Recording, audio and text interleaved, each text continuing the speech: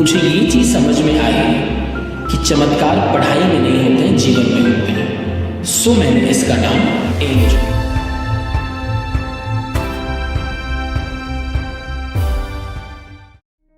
My self Abhishek Pandey, founder director at M education.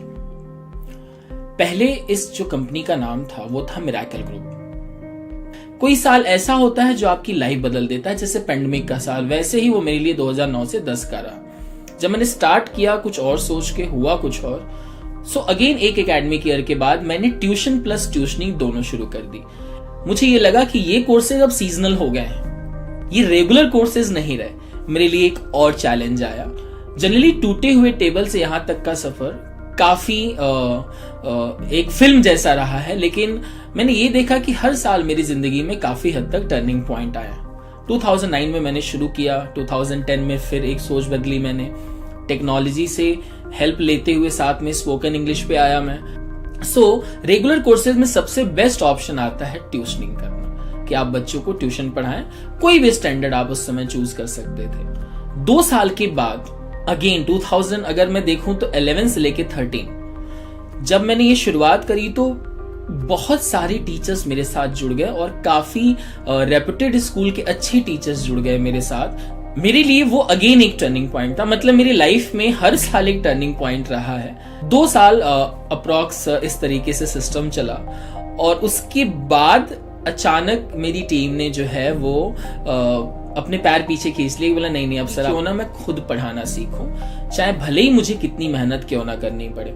अब जब ये मैं बात सोच रहा था तो साथ में एक और सवाल था कि अगर आप पढ़ाना चाहते हैं तो कौन सा सब्जेक्ट पढ़ाना चाहते हैं। तो ट्यूशनिंग में जनरली 6 से लेके 10 तक में जो बच्चे होते हैं वो मैथ, साइंस, इंग्लिश और एसएस पढ़ना चाहते हैं। अब इन 4 सब्जेक्ट में मुझे चूज करना था कि मेरे लिए कौन सा सब्जेक्ट बेटर होगा जो मुझे फ्यूचर में कहीं ना कहीं बेनिफिट दे।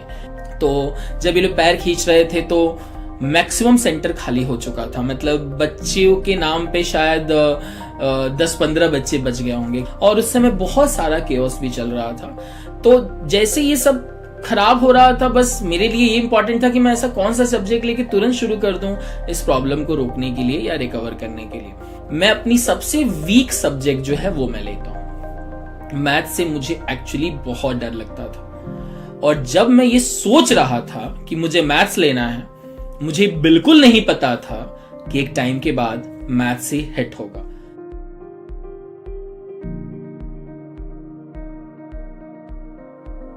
तो जब हम ये बड़े स्केल पे कर रहे थे तो उस समय की कुछ ऐसी इंक्वायरीज आई थी बड़े बच्चों को देख के कि यहाँ 9th-10th भी होता होगा, चलो एक बार पूछें। सो मैंने सोचा कि लेट्स कॉल देम, और उनको कॉल करते हैं, बुलाते हैं। सो पहली बैच, वो भी 9th की नहीं 10th की। ये स्टेज मेरे लिए काफी पेनफुल था कि आप पहली बार मैथ्स पढ़ाने जा रहे हैं, वो भी इंग्लिश मीडियम, वो भी 10th। बस यहां से प्रॉब्लम और शुरू होती है। 10th पढ़ाने जाते हैं ना तो सिर्फ आपको 10th नहीं पढ़ना है, साथ में आपको ये लोअर स्टैंडर्ड के भी मैथ्स को तैयार करना होता है और इस बात का ध्यान रखते हुए भी कि बच्चों का बेसिक सबसे पहले सही होना चाहिए। सो 6, 7, 8, 9 तो अब ये साथ में डेली के कम से कम 4 से 5 घंटे जो है मेरी पढ़ाई शुरू हो गई। पढ़ाते हुए एक समय पे मुझे ये जरूर समझ में आ गया कि जीवन में मिरेकल शायद हो सकता है, पढ़ाई में नहीं होता है, क्योंकि पढ़ाई के लिए कंसिस्टेंट जर्नी जरूरी है।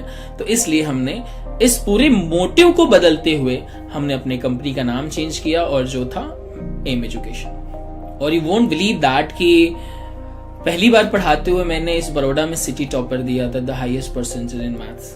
पहली बैच में पहली मैथ्स की टॉपर और 100% रिजल्ट। मुझे ये कभी नहीं लगा था कि जब मैं 2013 में मैथ्स पढ़ा रहा हूँगा और 2022 में मुझे एज अ मैथ्स टीचर के ही नाम से लोग जानेंगे, ये सच में मैंने कभी नहीं सोचा था। धीरे धीरे जैसे जैसे हर साल एक नई बैच आती चली गई, फिर वैसे वैसे हमारे जो नंबर ऑफ स्टैंडर्ड्स हैं वो बढ़ते चले गए और एम एजुकेशन सेल्फ इंडिपेंडेंट हो गया। 2014-15 के एक एकेडमिक ईयर के बीच में मुझे डर तो लगा, क्योंकि मैंने एक बहुत क्लियर कट ठान लिया था, मैं ज्यादा से ज्यादा पढ़ाऊंगा, क्योंकि मैं जितना ज्यादा पढ़ाऊंगा सेंटर एम एजुकेशन उतना ही स्ट्रांग होगा। 2013-14 के एकेडमिक ईयर से लेके अभी तक के एकेडमिक ईयर में इस शहर के सबसे ज्यादा मैंने मैथ्स टॉपर दिए हैं, और अभी तक मैं देखूं तो कम से कम 3 से 4 हजार स्टूडेंट्स को पढ़ा चुका हूँगा।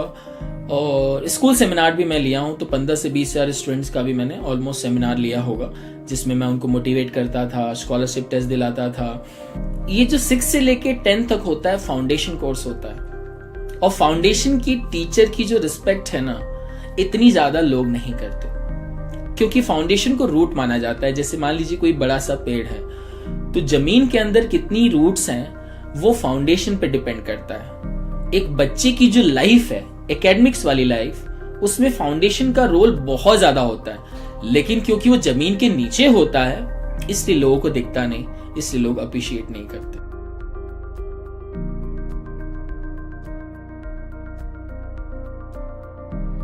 ये एक इंस्टीट्यूट की एक इनर स्टोरी हो जाती है कहीं ना कहीं। जब हम ग्रोथ कर रहे होते हैं तो जो बैक स्टेज है ना, वो भी हमारी लाइफ में बहुत ज्यादा मैटर करता है।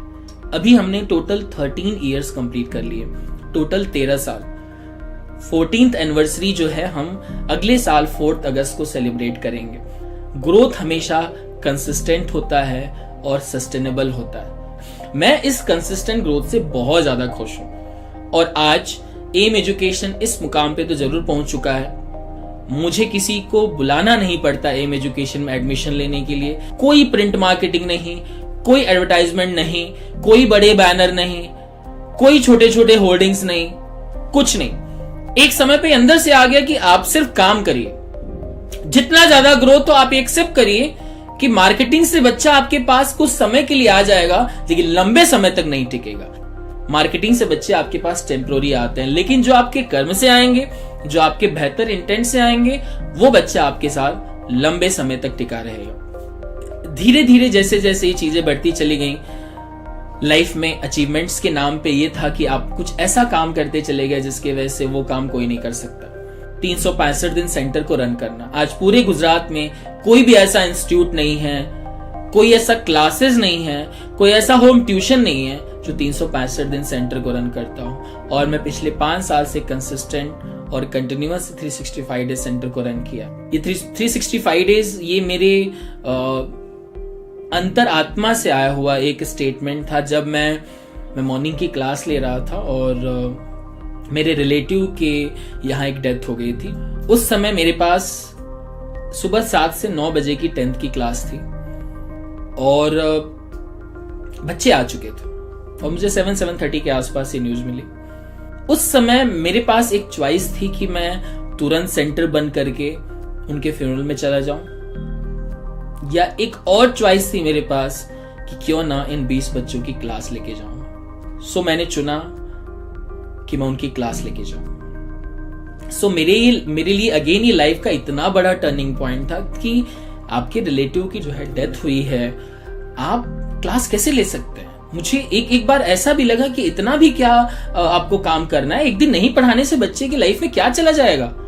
एक ही दिन की तो बात है, एक दिन में वो कौन सा टॉपर हो जाने वाला है, कौन सा आईएएस बन जाएगा, कौन सा अवार्ड लेके आ जाएगा। लेकिन उस मोमेंट में मुझे ये जरूर चुनना था कि नहीं, वो एक दिन भी हर बच्चे के लिए इंपॉर्टेंट होता है, क्योंकि जब कंसिस्टेंट की बात आती है ना, तो ये वर्ड इतनी आसानी से कोई यूज नहीं कर सकता। और आज तक मैं उसको अपनी लाइफ में एज ए प्रैक्टिस लेता आया हूं कि 365 दिन सेंटर चलेगा। शायद मेरी वजह से एक रिवॉल्यूशन हमारे एरिया में ये आया है कि लोग आजकल संडे भी काम करना शुरू कर चुके हैं। तो पुराने सेंटर में कुछ ऐसे सर्कमस्टांसेस जनरेट हुए कि मुझे लगा कि नाउ इट्स हाई टाइम कि अब अपने इंफ्रा को चेंज करने की जरूरत आ चुकी है। मैंने उस समय डिसाइड किया कि मैं इंफ्रा चेंज करूं अपने सेंटर का। तो मैंने पूरा सेंटर जो है वो शिफ्ट कर दिया एक प्लेस से दूसरे प्लेस पे। जैसे हम नए सेंटर पे आए, हमारे साथ नए चैलेंजेस थे, लेकिन इस बात की खुशी थी कि हमने समय के साथ अपने आप को बदला। और जैसे ही मैं नए सेंटर पे आया, बच्चों ने और बेटर रिजल्ट दिया, क्योंकि एनवायरनमेंट, सोच, टीम और इंफ्रा बहुत कुछ बदल चुका था। और ये सब वाव चल ही रहा था। और उसके साथ ही 2019 हम अपनी सक्सेस के एकदम टॉप पे थे, जहां पे एम एजुकेशन अपने मैक्सिमम रिसोर्सेज को यूज करते हुए अपना सबसे बेटर परफॉर्म कर रहा था। मैंने पहली बार एक अपना स्कॉलरशिप टेस्ट कंडक्ट किया एक लोकल इंस्टीट्यूट ने वो उतनी हिम्मत दिखाई स्कॉलरशिप टेस्ट कंडक्ट करने के लिए, जिसका मैंने नाम रखा था टैलेंट अप्रिसिएशन टेस्ट। मैं बच्चों को अपने यहाँ बुला के एंटरटेन सिर्फ इस बात के लिए करूंगा कि आप आइए, टेस्ट दीजिए, प्राइज ले जाइए, उसके बाद से मेरा आपसे कोई मतलब नहीं है। मेरा काम था सिर्फ अप्रिशिएट करना। कहीं ना कहीं मैंने यहाँ से शुरुआत करी टैलेंट अप्रिसिएशन टेस्ट की। बड़ौदा में लोग शॉक्ड थे कि ये भी ऐसा कुछ कर सकते हैं। मैंने वो करके दिखाया और ये सब अच्छा चल ही रहा था तब तक 2020 का स्टार्टिंग। आप सबको पता है पेंडेमिक, और पेंडेमिक का साल हर सेक्टर के लिए बहुत तबाही वाला था, खास करके एजुकेशन सेक्टर के लिए। बहुत सारे इंस्टीट्यूट्स, बहुत सारे क्लासेस तो बंद हो गए, लेकिन एम एजुकेशन ने अपने आप को फिर से एक बार प्रूव किया कि कितनी भी बड़ी समस्या हो हम सस्टेन तो करके रहेंगे। हमने अपनी टीम नहीं बदली, हमने अपना इंफ्रा नहीं बदला, हमने अपनी कॉस्ट को कम नहीं किया। हमारा परफॉर्मेंस पेंडेमिक में 1000 टाइम और बड़ा हो गया बिकॉज ऑफ रिस्पॉन्सिबिलिटी। हमारी पूरी टीम ने अपनी जान को दांव पे लगा के, जिस समय बच्चे लिख नहीं पा रहे थे, मैंने उनके घर पे नोटबुक भिजवाया। हमारी टीम घर के बाहर खड़े रह के पेंडेमिक में पूरे प्रिकॉशंस के साथ उनकी नोटबुक चेक कर रही थी जब लोग अपने घर से बाहर नहीं निकल रहे थे। मेरी 80% टीम की लाइफ उस समय दांव पे लगी थी, लेकिन ये मेरे लिए बहुत ज्यादा इंपॉर्टेंट था कि लाइफ दांव पे लगा के भी मैं अपने बच्चों के लिए वो सब करूं जो आज बड़ौदा का, इवन इंडिया का कोई भी इंस्टीट्यूट नहीं कर रहा था। गुजरात भी बहुत छोटा हो जाता है इस केस में, लेकिन एम के बच्चे उनसे काफी हद तक कम परेशान थे, क्योंकि मेरा पर्सनल अटेंशन उनके घर के बाहर था उस समय पेंडेमिक में। और इस अचीवमेंट के साथ मुझे बहुत खुशी हुई कि मैंने पेंडेमिक का दौर भी निकाल दिया। मेरा विजन जो है बहुत क्लियर है। मुझे लाखों बच्चे नहीं पढ़ाने, ना मुझे हजारों बच्चे पढ़ाने, लेकिन मैं कुछ चुनिंदा ऐसे बच्चों को पढ़ाना चाहता हूँ। आप बोल सकते हैं 100-200 ही बच्चे ही ऐसे पढ़ाना चाहता हूँ जो सोसाइटी में बहुत अलग दिखें और वो सब सफलता की चरम सीमा को पार करते हुए जिंदगी में आगे बढ़े। क्योंकि एम का हर एक बच्चा लाखों की भीड़ में भी अलग ही दिखेगा, क्योंकि मैंने लाखों बच्चे पढ़ाने में अपना समय नहीं दिया, मैंने एक बच्चे को बेहतर बनाने में अपना समय दिया, और यही मेरा विजन है।